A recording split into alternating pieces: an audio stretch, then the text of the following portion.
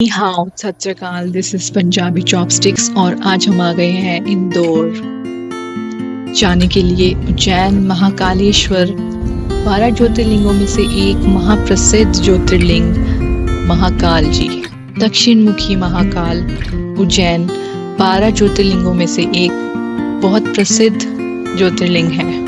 यह मंदिर शिप्रा नदी के पास स्थित है और जिसे शिव जी का सबसे पवित्र स्थान माना जाता है। यह भारत के मध्य प्रदेश राज्य के प्राचीन शहर उज्जैन में स्थित है। मंदिर के आसपास आपको इस तरह की बहुत सारे छोटे छोटे शॉप्स दिख जाएंगे। अगर आपको यहाँ से कुछ भी नहीं खरीदना है क्योंकि मंदिर के अंदर इतना चढ़ावा चढ़ता ही नहीं है।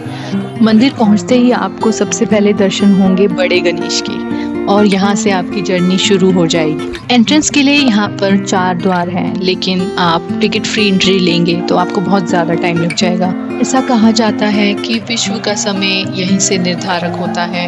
मानक समय केंद्र भी यहाँ है। उज्जैन से ही ग्रह नक्षत्रों की गणना होती है और यहीं से कर्क रेखा गुजरती है। प्राचीन काल में उज्जैन से ही संपूर्ण धरती की मानक समय नियुक्त होता था। यह सूर्य और कर्क रेखा के ठीक नीचे है।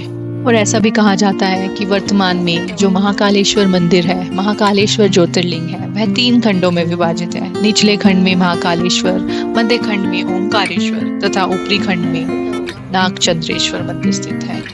यह सीढ़ियों की तरह बनाया गया है और नागचंद्रेश्वर शिवलिंग जी के दर्शन वर्ष में सिर्फ एक बार नाग पंचमी के दिन ही किए जाते हैं। अगर आप उज्जैन आए तो आप महाकालेश्वर ज्योतिर्लिंग के साथ साथ ओंकारेश्वर ज्योतिर्लिंग जरूर जाए।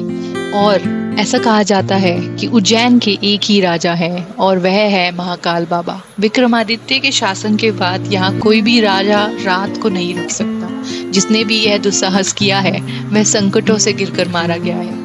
पौराणिक और सिंहासन बत्तीसी की कथा के अनुसार राजा भोज के काल से ही यहाँ कोई राजा नहीं रुकता। वर्तमान में भी कोई राजा, मुख्यमंत्री या प्रधानमंत्री आदि यहाँ रात को रुक ही नहीं सकते। राजा महाकाल श्रावण मास में प्रति सोमवार नगर भ्रमण करते हैं। उनकी झांकी निकाली जाती है। झांकी अतिक मनोहर होती है और दिल को सुकून प्राप्त होता है।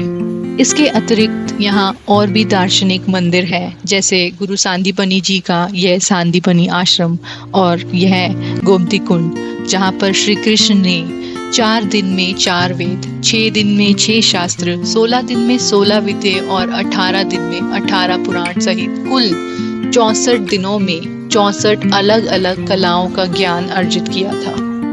ऋषि सांदीपनी के आश्रम को दुनिया की सबसे पहली पाठशाला यानी कि स्कूल के रूप में भी जाना जाता है। मान्यता है कि यहाँ पर गुरु पूर्णिमा के दिन देश भर से श्रद्धालु अपने छोटे छोटे बच्चों को लेकर आते हैं और उनका पहला अक्षर यहीं पे लिखा जाता है, चौक से एक बोर्ड के ऊपर, यानी कि उनकी शिक्षा यहीं से स्टार्ट होती है।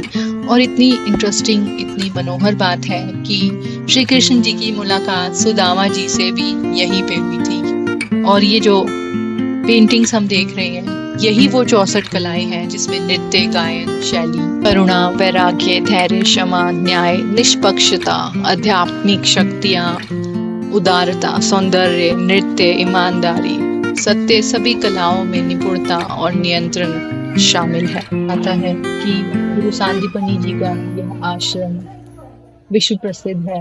विश्व ही नहीं, सारे ब्रह्मांड का प्रथम विश्वविद्यालय भी गुरु सांदीपनी आश्रम ही है। और सांदीपनी जी के प्रथम छात्र श्री कृष्ण जी थे, जिन्होंने यहाँ से शिक्षा अर्जित की।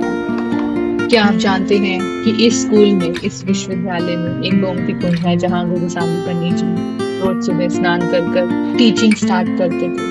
और यहाँ पर एक बहुत ही प्यारे शिवलिंग की प्रतिमा भी है। वहाँ की फोटो मैं ले नहीं पाई, लेकिन वहाँ पे नंदी जी भी बहुत ही सुंदर है। और यहाँ पर कहा जाता है कि जो काउंटिंग है 1 2 3, वो स्टोन की एनग्रेविंग्स हो रखी है। वहाँ पे स्लैब्स है जिसके ऊपर वो 1 से लेके 100 तक जो पहली बार लिखी गई थी वो गुरु सांदीपनी जी के द्वारा ही लिखी गई थी। यह मंदिर मंगलनाथ रोड पर स्थित है। मंगलनाथ मंदिर भी आपको पता ही होगा कि जो लोग मांगलिक दोष से पीड़ित होते हैं यहाँ पर पूजा करवाने के लिए आते हैं। इसके अलावा और मंदिरों में प्रसिद्ध मंदिर काल भैरव मंदिर है, जहाँ देवता चमत्कारिक रूप से उन्हें चढ़ाई गई मदिरा को निकल लेते हैं। और पास ही में ही 52 शक्ति पीठों में से प्रसिद्ध हरसिद्धि माता का मंदिर भी है। अगर आप इंदौर आएं तो इन सब मंदिरों में जरूर जाएं और अपनी मनोकामना के लिए प्रार्थना करें। आशा करती हूँ मेरे द्वारा बनाई गई इस वीडियो में अगर कोई त्रुटि हो गई हो तो आप लोग एज अ व्यूअर मुझे माफ कर दें और